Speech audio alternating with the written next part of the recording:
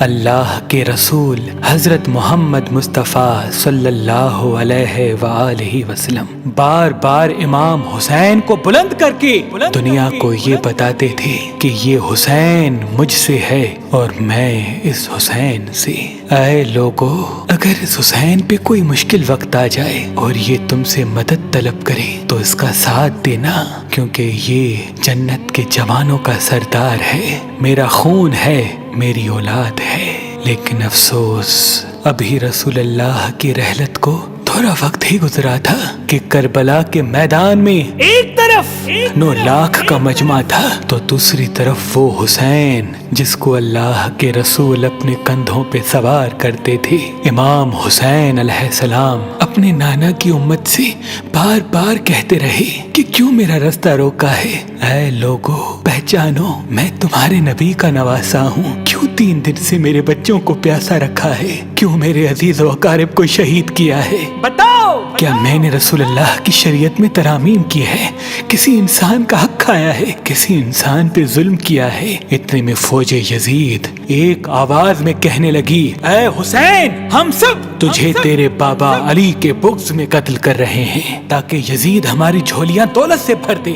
امام حسین نے فرمایا، اے لوگو، آج جس اسلام کا علم تمہارے ہاتھوں میں بلند ہے، یہ علم میرے بابا علی نے بلند کیا، مت بھولنا۔ خیبر و خندق میں اگر علی نہ ہوتے تو اسلام کی فتح ناممکن تھی۔ وہ علی جس نے پوری زندگی اسلام کی تبلیغ کی، حق کو بلند کیا، رسول اللہ کی حفاظت کی، آج اس علی کو یہ اجر دے رہے ہو۔ اے لوگو، بتاؤ، اللہ کے رسول نے بار بار میرے بابا علی کا ہاتھ بلند کر کے فرمایا تھا کہ جہاں حق ہوگا وہاں علی ہوگا، جہاں علی ہوگا وہاں حق ہوگا، اور آج اس علی اور اولاد رسول کو یہ اجر دے رہے ہو۔ اتنے میں یزید کی فوج کے سپہ سالاروں نے دیکھا کہ کہیں فوج میں بغاوت نہ ہو جائے۔ اے شمر، کیا دیکھ رہے ہو؟ حملہ کرو۔ بس لاکھوں کی فوج نے جب رسول اللہ کے نواسے پہ حملہ کیا، امام حسین علیہ السلام نے اللہ کا نام لیا اور ذوالفقار کو نیام سے نکالا۔ تاریخ گواہ ہے، ایک طرف لاکھوں کا مجمع اور ایک طرف 3 دن کا بھوکا پیاسا حسین ابن علی۔ زمین پہ اس طرح کی جنگ پہلے کبھی نہیں دیکھی تھی کہ ایک تنہا انسان لاکھوں کے مجمع کو اس طرح سے فنار کر رہا ہے کہ فوج اشکیا واپس پلٹ کے بھاگنے لگی۔ امام حسین فوج یزید سے مخاطب ہو کے فرماتے ہیں، آؤ، 3 دن کے بھوکے کی جنگ دیکھو، 3 دن کے پیاسے کی جنگ دیکھو، رسول کے اس نواسے کی جنگ دیکھو، اس کی جنگ دیکھو جس کا جوان بھائی مارا گیا، جس کے جوان بیٹے کو نظروں کے سامنے قتل کیا گیا، جس نے اپنے ہی ہاتھوں سے اپنے بچے کی قبر بنائی۔ امام حسین شیر کی طرح فوج یزید سے لڑ رہے ہیں۔ اتنے میں آواز غیب آتی ہے، حسین، تیرا اللہ تجھ سے راضی ہوا۔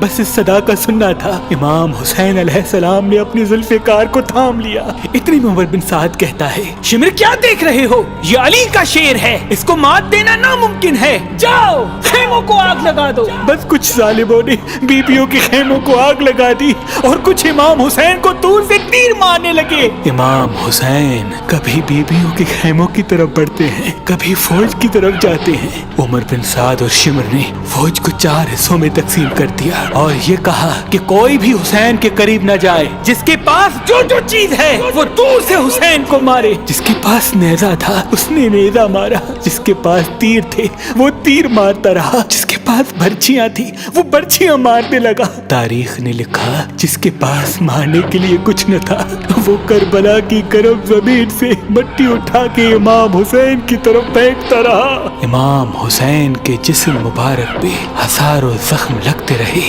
آپ کے جسم مبارک پر اتنے تیر تھے کہ آپ کا جسم مبارک نظر تک نہیں آ رہا تھا۔ بس جیسے ہی نواسا رسول گھوڑے کی سینگ سے زمین پہ آتے ہیں، فوج یزید جھومنا شروع کر دیتی ہے، لیکن اتنے میں وہ گھوڑا جس پہ آپ سواری کیا کرتے تھے وہ امام حسین کے چاروں طرف گھومنا شروع کر دیتا ہے تاکہ ان تیروں سے میں اپنے آقا حسین کو بچا لوں۔ وہ گھوڑا دوڑ ہی رہا تھا، اتنے में उमर बिन साद ने कहा, ऐ लोगो रुको, मैंने अपनी आंखों से देखा था इस घोड़े पे अल्लाह के रसूल सवारी करते थे, कहीं तीर इस घोड़े को न लगे, और यूं तीरों को चलाना बंद किया गया।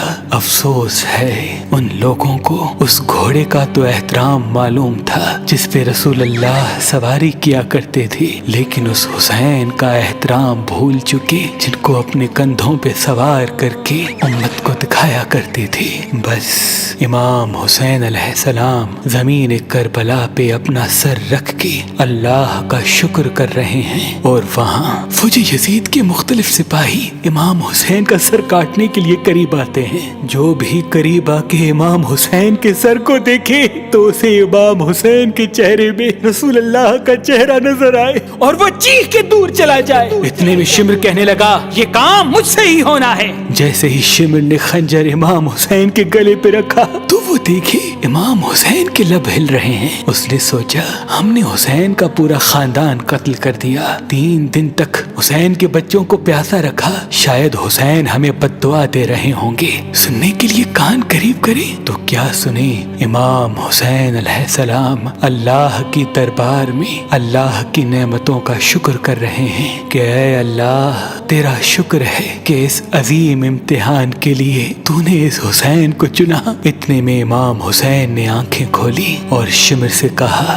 ऐ शिमर, क्या तू नहीं जानता मैं रसूल अल्लाह का नवासा हूँ, जन्नत का सरदार हूँ, हक पे हूँ, बेजुर्म हूँ। शिमर ने कहा, हाँ मुझे मालूम है। फिर आपने फरमाया, तो क्यों कत्ल कर रहे हो? शिमर ने कहा, ताकि यजीद मेरी झोली दुनियावी दौलत से भर दे। बस ये कहते कहते शिमर इमाम हुसैन का गला काटता रहा और फौजी यजीद मुसलसल झूमती रही। इमाम हुसैन के सर कलम होने के बाद सादात को लूटा गया। इमाम हुसैन के सर मुबारक को नोके सिना पे बुलंद कर दिया। बीबी सकीना को तमाचे मारने लगे। रसूल अल्लाह की नवासियों के सरों से चादर को लूट लिया और इमाम हुसैन के जिस्म मुबारक की तौहीन करने लगे। तारीख ने लिखा, इमाम हुसैन के जिस्म पर जो जो चीजें थी उनको लूटने लगे। इतने में एक शख्स इमाम हुसैन के जिस्म के करीब आया। इमाम हुसैन के हाथ में एक अंगूठी पहनी थी, उतारने की कोशिश की, ना उतरी। वो उंगली काट के अंगूठी ले गया। आपके जिस्म मुबारक को रस्सियों से बांध के करबला की गर्म जमीन पे इधर से उधर फिराया गया।